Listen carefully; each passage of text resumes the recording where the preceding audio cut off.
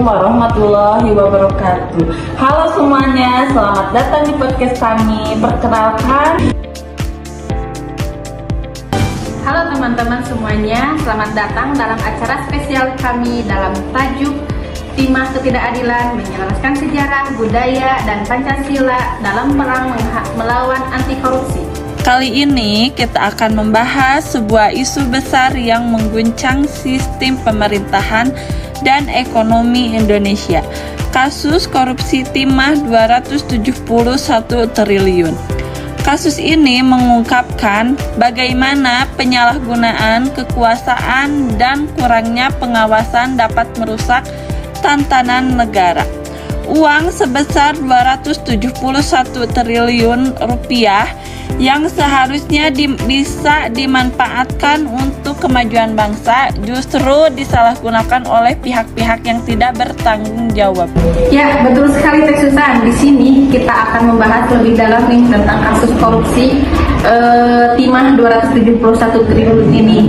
Di mana bagaimana hal ini berhubungan dengan pengamalan nilai-nilai Pancasila, budaya, sejarah di Indonesia dalam upaya memberantas korupsi.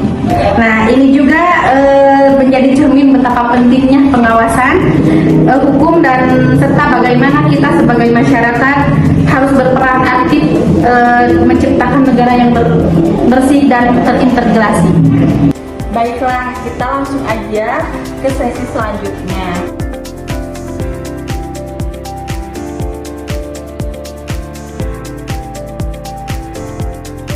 Opini saya nih sebagai mahasiswa atau yang biasa disebut dengan agent of change ya, kita tuh emang perlu banget pendidikan korupsi itu. Kenapa? Sekarang kan marak ya kasus korupsi, apalagi itu kasus timah merugikan negara sebesar 271 triliun. Apa enggak wow ya gitu. Wow sekali ya. Sekali gitu. Terus dibandingkan dengan hukumannya katanya cuma 15 tahun dan denda 1 miliar, kayaknya nggak sebanding ya. Nah, ya karena kenapa pendidikan anti korupsi itu penting, yaitu untuk menanamkan mendoktrin kita gitu sebagai generasi muda untuk tidak berperilaku seperti itu gitu ya. Iya, benar. Terus untuk nilai-nilai Pancasila nih, misalnya satu, ketuhanan yang Maha Esa itu apa ya, untuk kita pribadi itu bisa untuk mengembangkan kesadaran moral dan spiritual. Kenapa? Ya karena kalau kita ingat kita punya Tuhan, kan nggak mungkin terjadi kasus seperti itu ya, mengerikan. Terus yang kedua, kemanusiaan yang adil dan beradab, yaitu kita harus menghormati hak dan martabat manusia. Kenapa harus seperti itu? Karena apa ya, menghormati hak dan martabat manusia, karena ini tuh Indonesia gitu ya. Kita semua punya hak yang sama kan. Kalau dieksploitasi hanya sama satu orang sangat merugikan gitu ya kayaknya. Ya, ada yang miskin, ada yang kaya ya. Betul sekali. Merugikan juga itu nilai alam kita, harusnya kita bisa kelola dengan baik. Sekarang sama oknum gitu ya, jadi apa, merugikan lah, selain merugikan ke personal, ke negara juga gitu. Terus ketiga yaitu sesuai dengan Pancasila yang ketiga, yaitu persatuan Indonesia ya, meningkatkan kesadaran dan komitmen terhadap persatuan. Nah, kita tuh harus bersatu melawan korupsi melalui pendidikan budaya anti korupsi ini gitu. Untuk sila keempat ya, kerakyatan yang dipimpin oleh hikmat kebijaksanaan dalam permusyawaratan perwakilan mengandung nilai-nilai mengutamakan keadilan dan demokrasi. Negara kita tuh negara demokrasi dan mengutamakan keadilan. Sekarang kan kesannya jadi nggak adil kalau hanya menguntungkan satu oknum gitu, sedangkan itu milik seluruh warga negara Indonesia gitu. Yang kelima itu adalah keadilan sosial bagi seluruh rakyat Indonesia. Nah, itu tuh mengutamakan kesetaraan dan keadilan, yang dimana seharusnya semua orang punya hak yang sama dong terhadap sumber daya alam Indonesia gitu. Jadi sangat merugikan kalau menurut saya gitu. Nah, kalau ini langkah-langkah generasi muda nih dalam memerangi korupsi seperti apa? Nomor satu ya, nomor satu yang penting paling itu adalah edukasi dan kesadaran. Nah, kita tuh udah dapat ilmunya, udah diedukasikan ya, ada mata kuliahnya gitu. Ya tinggal kesadaran kitanya mau nggak menerapkan ilmu itu dalam kehidupan sehari-hari gitu. Ya harusnya mau ya gitu kan, untuk demi kemajuan kita bersama kedepannya ya. Kedepannya yang lebih baik. Terus yang kedua itu ada advokasi, yaitu apa ya, sebagai mahasiswa yang kita tuh agent of change gitu, kita harus kritis. Kritis itu dalam arti misalnya gimana situasi yang terjadi pada saat ini gitu. Kalau misalnya sekarang banyak korupsi, ya kita apa ya, mengkritisi itu menurut AOPI gitu. Kita tuh sebagai mahasiswa kritis untuk apa ya, mungkin biar pemerintah bisa membuat kebijakan ya yang lebih ke rakyat gitu ya. ya, karena kalau kita sendiri mahasiswa mungkin agak susah ya kalau untuk perseorangan gitu ya. Mungkin dari kita mengkritisi sikap pemerintah untuk gimana nih cara menghentikan kebiasaan korupsi kita enggak ya, oknum. Pejabat. Nah, terus langkah selanjutnya nih kita tuh adalah partisipan gitu. Kita tuh berpartisipasi dalam kegiatan sosial dan politik. Contohnya. Jadi nggak apatis gitu ya. Tidak terhadap apatis. politik. Kita kan harus punya rasa peduli ya ke negara kita gitu. Ke politik juga kita kan harus kritis sebagai seorang mahasiswa gitu. Yang ya tadi seperti bilang agent of change itu, kita kan tombak perubahan gitu. Jadi terlibat aktif lah dalam mengawal kebijakan-kebijakan dari pemerintah yang berkaitan dengan politik.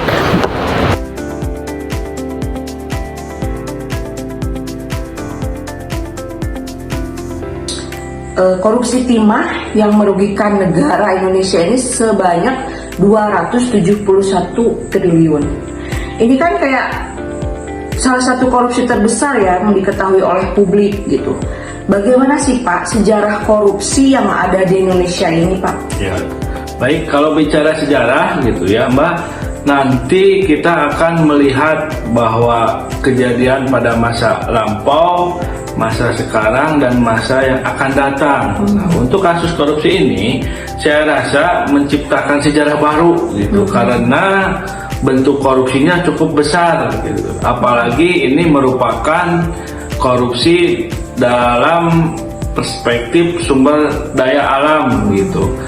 Ini akan berdampak secara tidak langsung terhadap perekonomian suatu negara gitu, karena perputaran uangnya cukup banyak di situ gitu, karena menimbulkan juga gap gitu, kesenjangan antara masyarakat kaya dan miskin. Saya rasa seperti itu. Iya betul Pak. Kasus timah 271 triliun ini dikatakan sebagai bisa dikatakan sebagai kelanjutan dari tradisi buruk nggak sih Pak itu?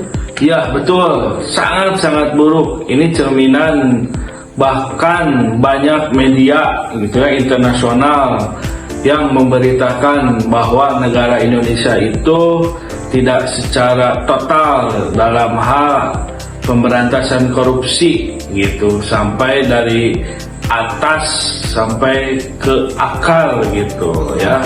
Artinya bahwa Indonesia hanya dapat mencegah, tetapi konteks korupsi secara terus-menerus berlangsung lama gitu. Seperti itu Mbak. Filosofinya itu kayak gimana gitu Pak? Filosofinya seperti ini gitu ya. Artinya bahwa korupsi itu akan terus-menerus jika kita tidak memperhatikan aspek etika dan moral terhadap kapasitas individu dalam lingkungan suatu negara untuk merugikan orang lain, seperti itu.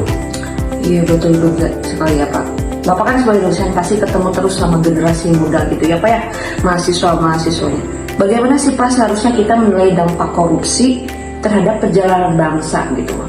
Baik, untuk generasi muda, saya harapkan di sini sebagai pencegah utama dan mempunyai semangat yang tinggi dalam hal memberikan contoh baru, generasi baru, inovasi baru terkait dengan tindakan korupsi gitu, supaya korupsi secara kedepannya mampu dapat diatasi untuk meminimalisir kondisi suatu negara, terutama dalam perekonomian negara. Timah senilai 271 miliar yang terungkap pada bulan April 2024 itu merupakan tamparan keras bagi Indonesia, terutama dalam hal pengelolaan sumber daya alam. Menurut saya, langkah-langkah yang harus diambil supaya korupsi itu tidak terjadi lagi Yang pertama adalah penguatan transparansi dan akuntabilitas pengelolaan dari sumber daya alam. Kemudian pemerintah mengembangkan memperkuat sistem digitalisasi untuk memantau pengelolaan sumber daya alam. Kemudian di dalamnya ada proses perizinan, kemudian produksi dan distribusi dari hasil SDA. Kemudian rutin juga melakukan laporan keuangan yang hasilnya bisa diaudit oleh lembaga independen. Kemudian selain itu juga dapat diakses oleh publik. Mencakup di dalamnya ada pendapatan negara, kemudian royalti dan pengeluaran. Selanjutnya perbaikan regulasi, yaitu perbaikan sistem perizinan yang lebih ketat dan terbuka, kemudian mudah dipantau oleh publik. Kemudian pengelolaan SDA ini tidak hanya tentang keuntungan ekonomi, tapi juga kita harus memperhatikan kelestarian lingkungan dan juga kesejahteraan sosial. Kemudian yang ketiga, yang penegakan hukum yang jelas. Penegak hukum itu harus bertindak tegas terhadap pelanggaran hukum yang terjadi dalam pengelolaan SDA ini. Kemudian selanjutnya ada peningkatan partisipasi masyarakat. Jadi masyarakat itu harus dilibatkan dalam pengambilan keputusan terkait dengan pengelolaan sumber daya alam yang ada di daerahnya. Untuk meningkatkan partisipasi masyarakat bisa dilakukan dengan penyuluhan dan pendidikan tentang anti korupsi, kemudian transparansi dan perencanaan serta implementasi kebijakan dari pengelolaan SDA itu harus ada pemberdayaan masyarakat sehingga ada rasa memiliki untuk masyarakat yang ada di wilayah pengelolaan sumber daya alam yang bersangkutan. Mungkin sumber daya manusia itu sangat-sangat penting, berperan penting ya dalam pemberantasan korupsi, mungkin gitu ya Pak ya. Baik, saya setuju dengan pendapat yang dikemukakan sama Bapak. Tadi ngomong-ngomong masalah digital, sekarang kan sangat berperan penting ya media sosial di kalangan masyarakat. Bahkan di kehidupan sekarang itu apapun media sosial itu nomor satu ya. Jadi berita-berita itu bisa nyampe ke masyarakat dengan media sosial. Menurut Bapak nih, bagaimana cara memanfaatkan media sosial untuk memperkuat upaya pemberantasan korupsi di Indonesia ini? Teknologi dan media sosial memainkan peran yang sangat penting di kehidupan modern ini, termasuk dalam hal pemberantasan korupsi. Jadi teknologi ini tidak hanya memudahkan akses informasi, tetapi juga dapat memperkuat transparansi, kemudian akuntabilitas dan pengawasan yang semuanya sangat penting dalam memerangi korupsi. Teknologi dan media sosial dapat dimanfaatkan dalam pemberantasan korupsi, misalkan dengan adanya platform digital, misalkan dengan e-government, kemudian juga kaitannya dengan hal-hal lain, bisa dengan adanya sistem pelaporan, kemudian pendidikan dan sosialisasi dengan menggunakan platform Teman-teman, dari diskusi dari ketiga narasumber dapat kita simpulkan bahwa korupsi di Indonesia sudah ada sejak masa kemerdekaan.